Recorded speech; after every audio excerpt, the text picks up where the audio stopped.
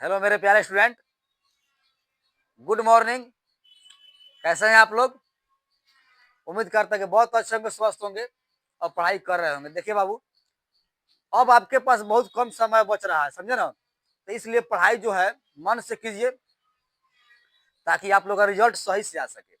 ठीक है, तो उस उम्मीद के साथ कुछ क्वेश्चन आप लोग लेकर आए हैं जो क्लास 10th का साइंस का ऑब्जेक्टिव क्वेश्चन होगा, जो आपको कुछ हेल्पफुल हो जाएगा। ठीक है ना? तो इस क्वेश्चन को हम बनाएंगे, समझते जाइए। वीडियो को अंत तक जरूर देखिएगा ताकि क्वेश्चन का जो है ऑप्शन आपको सही से पता लग सके। ठीक है ना? और इसमें करना क्या, यदि मेरे चैनल पर आप नए होंगे तो चैनल को क्या करना है, सब्सक्राइब कर देना है। चलिए आगे क्वेश्चन की ओर बढ़ते हैं।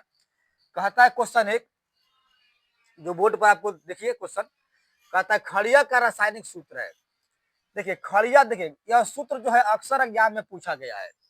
खड़िया कहे, कैल्शियम कार्बोनेट कहे या चूना पत्थर कहे, सब एक और चीज, और संगमरमर कहता है। ठीक है ना? तो क्वेश्चन डाल भी दिया संगमरमर वाला।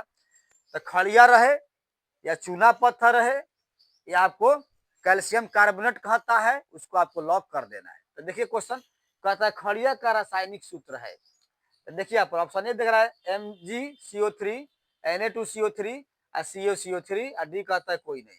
तो आप जानते हैं कि अभी बताया है खड़िया का है रासायनिक सूत्र, या कैल्शियम कार्बोनेट का है, चूना पत्थर का है, संगमरमर का है, सब एक ही होता है CaCO3 कैल्शियम कार्बोनेट। जहां रहेगा वहां पर लॉक कर दीजिए, CaCO3 का अपना लॉक कर दीजिए। ठीक है ना? आगे बढ़ते हैं क्वेश्चन नंबर 2 की ओर।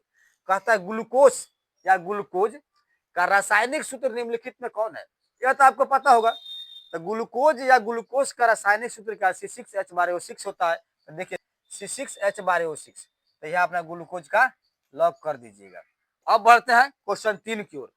निम्नलिखित में कौन समीकरण संतुलित है?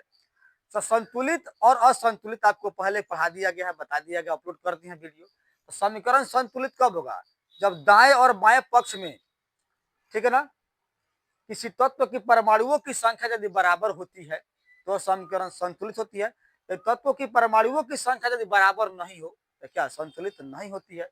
ताप में इसमें क्वेश्चन यही कह रहा है निम्नलिखित में कौन समीकरण संतुलित है, अर्थात इस दोनों पक्ष में, लेफ्ट राइट दोनों पक्ष में परमाणुओं की संख्या जिसमें आपको ऑप्शन में दिखाई दे देता है वही क्या संतुलित समीकरण होता है। चल देखते हैं क्वेश्चन पढ़ते हैं। कहता है निम्नलिखित में कौन समीकरण संतुलित है? ध्यान दीजिए, Mg कहता है प्लस O कहता है MgO। मैग्नीशियम का परमाणु संख्या एक दिख रहा है, इधर भी एक है। ठीक है ना? ऑक्सीजन 2 है, लेकिन ऑक्सीजन इधर कितना है, सिंगल है। यह संतुलित नहीं है, यह संतुलित नहीं, जो काट देते हैं। आगे कहता है जिंक प्लस सल्फ्यूरिक अम्ल, इस पर जरा फोकस करते हैं। जिंक एक है तो जिंक इधर भी है। H2 2 है, यानी हाइड्रोजन का परमाणु संख्या 2 है तो हाइड्रोजन भी 2 है। S1 है तो S1 है, SO4 है तो O4 है। अर्थात यह समीकरण जो है संतुलित होगा। क्यों? क्योंकि दोनों जो है पक्ष में परमाणुओं की संख्या बराबर है। इसको लॉक कर दीजिए, बी नंबर आंसर को लॉक कर दीजिए। आगे बढ़िए। कहता संगमरमर का रासायनिक सूत्र, अभी बताया संगमरमर का है, कैल्शियम कार्बोनेट का, चूना पत्थर का है, तो उसे CaCO3 ही लॉक करना है। CaCO3 लॉक करना है, यह आपका आंसर नंबर सी हो जाता है। 5 देखते हैं। कहता है इनमें से कौन सी अधातु चमकीला है? देखिए यह बहुत ही इंपोर्टेंट क्वेश्चन है, इस साल के लिए बीएम क्वेश्चन हो सकता है। तो इनमें से कौन सी अधातु चमकीला है? तो इसको एकदम याद करके रखना है। ठीक है ना? इसमें ऑप्शन एक होता है सल्फर, कार्बन, आयोडीन और ब्रोमीन। तो आयोडीन होता है, समझे ना? तो चमकीला क्या होता है? अधातु है। आयोडीन क्या होता है? अधातु होती है जो चमकीला होता है। चलिए आगे बढ़ते हैं। क्वेश्चन 6 में शुष्क बर्फ का रासायनिक सूत्र है, ये भी इंपोर्टेंट है।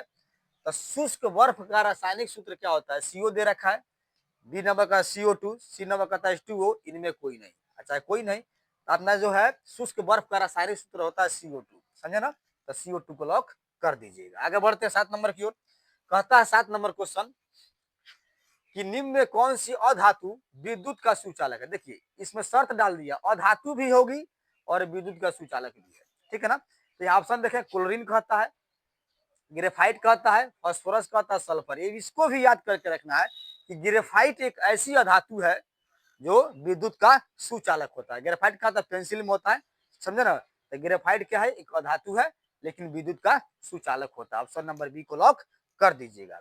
अगला क्वेश्चन 8 नंबर, लोहे की परमाणु संख्या है। देखिए परमाणु संख्या आपको याद करके रखना, कम से कम 50 अर्थात 50 तक परमाणु संख्या आपको याद करना होगा। जिसमें से जो है एक परमाणु संख्या एग्जाम में आते रहते हैं। तो कहता है लोहे की परमाणु संख्या, लोहा का Fe होता है फेरस, ठीक है ना। तो लोहे की परमाणु संख्या जो होती है 26 होती है, दे रखा है 23, 26, 25, 24। तो आपका 26 आंसर हो जाएगा। आंसर नंबर बी को लॉक कर दिएगा। आपको परमाणु संख्या याद करके रखना होगा, ठीक है ना। आप लोग के जो ऑब्जेक्टिव क्वेश्चन लेकर आए हैं, या उम्मीद करता हूँ समझ में आ गया होगा, ऑप्शन भी इसका समझ में आ गया होगा। तो क्या करना है, वीडियो को लाइक करना है, शेयर करना है, कमेंट भी करना है, और यदि मेरे चैनल पर नए हो तो क्या करना है, चैनल को सब्सक्राइब भी कर देना है, ठीक है ना। तो मिलते हैं अगले क्वेश्चन के साथ अगले वीडियो में। तब तक अपना मेहनत खुद करें, पढ़ाई खुद करें, ध्यान पूर्वक पढ़िए, ताकि आपका रिजल्ट सही से बन सके। जितना सोच रहे उससे अधिक आपका रिजल्ट आ सके।